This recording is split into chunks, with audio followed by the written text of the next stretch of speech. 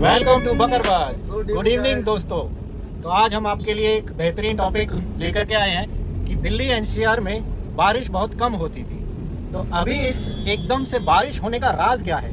तो आइए चलते हैं हम अपने मित्र के पास।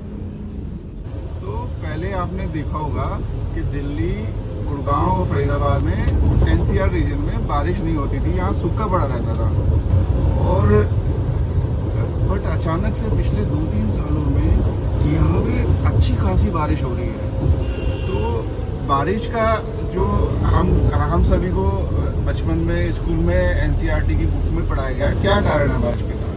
तो जब जैसे जैसे अप्रैल और मई आती है और धीरे धीरे जो हवा में जो गर्मी पैदा होती है उससे ना एक दबाव पैदा होता है, जो हम जैसे जैसे ये अरेबियन सी या जो हमारे इधर अरब सागर में जो दबाव पैदा होता है उससे वो धीरे धीरे वो गर्म हवाएं है ना वो ऊपर उठती है और ऊपर हमारे जो पठार हैं, पठार से टकरा के और फिर बारिश होती है।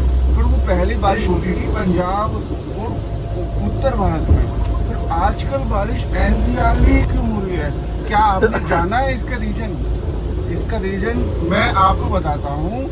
इसका रीजन हमारे अजय जी बताएंगे। अजय जी बताइए आप इसका रीजन ये है कि जैसे ही वो ह्यूमिड एयर हमारे हिंद महासागर और अपने अरेबियन सी से उठती हैं, तो वो वेस्टर्न घाट के ऊपर से होते हुए सेंट्रल एशिया से होते हुए वो जब तिब्बत के पठार की तरफ जाती है तो रास्ते में उनका सामना ये पहले ऐसा होता था कि है ना, पहले वो बारिश जो है ना पंजाब में और उत्तर भारत में होती थी तो टकरा के वहाँ होती है। पर एनसीआर में अचानक से क्या हो गया? वो पहले कम बारिश हुआ करती थी, अचानक से बारिश क्यों बढ़ रही है? मैं बताता हूँ, यहाँ पर जो यहाँ के जनजीवन है या यहाँ के जो रहने वाले निवासी हैं, उन्होंने एक अद्भुत कार्य को अंजाम दिया है। क्या उन्होंने एक मानव द्वारा पहला मानव द्वारा निर्मित एक पर्वत बनाया है। ऐसा और मतलब वो ये काम तो आज तक पूरी सृष्टि में कोई नहीं कर पाया। ये काम खाली हनुमान जी ने किया है आज तक, कि उन्होंने है ना पर्वत ले गए और श्रीलंका में जड़ी बूटी निकाल के और लक्ष्मण जी को जो है ना जिंदा कर दिया।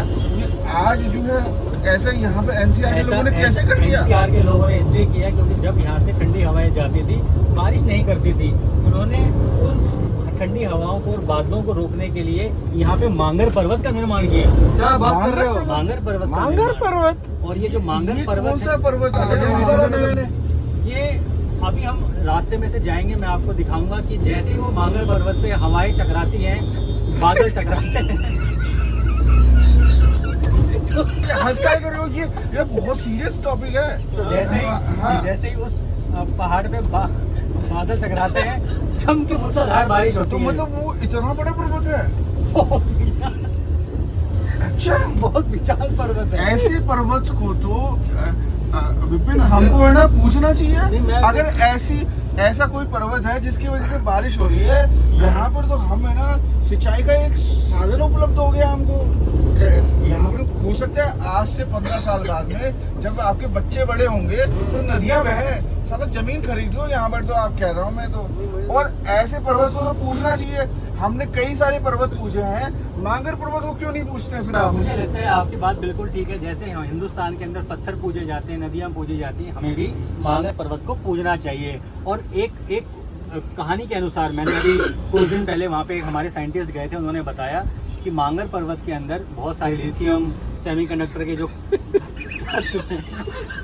वो दबे हुए हैं। अच्छा, सेमीकंडक्टर के धातु में मिलते हैं? धातु मिलते हैं। और आप देखना वो दिन दूर नहीं है जब मांगर पर्वत इस एनसीआर की जीवन रेखा होगा और चाइना को पछाड़ने के लिए वो हमें सेमीकंडक्टर की जो धातु है वो उपलब्ध करवाएगा। सरकार को बताना, सरकार क्या कर रही है?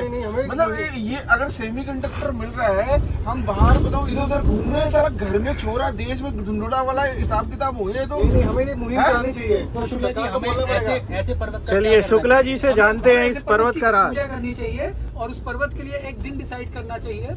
एनसीआर के सारे लोग जाके वहाँ पे पूजा पाठ करें और परिक्रमा करें। उसके परिक्रमा के लिए एक पथ बनाया जाए, एक कॉरिडोर सिस्टम बनाया जाए सरकार चलिए, से ये तो मांग चलिए। करनी चाहिए। और हम बहुत सारे पर्वतों से मन्नत मांगते हैं, मांगे पर्वत से हम मन्नत मांगे कि हमको हर साल ढेर सारी बारिश दे, और इस तरह की हमारी और भी कई तरीके की मन्नतें हैं ना, पूरी करें। और अगर आप देखेंगे तो हमारे इस चैनल को बनाने के लिए भी मांगर पर्वत का बहुत योगदान है। पहले हम ऑफिस जो होते अपने 1 घंटे या उससे कम में पहुंचते थे, लेकिन जैसे ही मांगर पर्वत बना है हमें 1.5 घंटा लगता है और हमने चैनल बना लिया अपना। ये तो आजकल 2 घंटे लगते हैं। आजकल 2 घंटे लगे तो ये तो अच्छी चीज है ना, हमको आशीर्वाद दे रहे हैं मांगर पर्वत। ये मांगर पर्वत के आशीर्वाद से है। ये इसी आशीर्वाद के फल स्वरूप हमने ये चैनल बनाया है, जिसको लोग ज्यादा से ज्यादा देखें और इसको लाइक और सब्सक्राइब करें, और चलिए। इसको फॉलो भी करें। बिल्कुल।